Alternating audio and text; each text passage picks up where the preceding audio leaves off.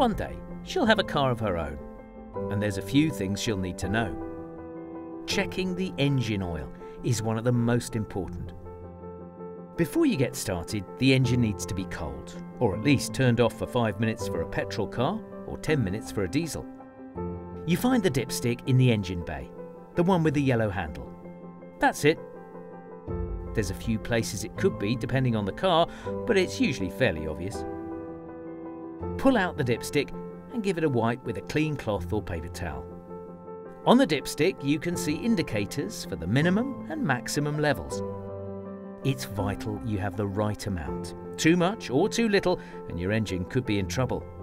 To add oil, just twist the cap off the oil tank and pour the fresh oil in gradually, using a brand approved by Suzuki. Keep checking the dipstick until you hit the right level. You got it.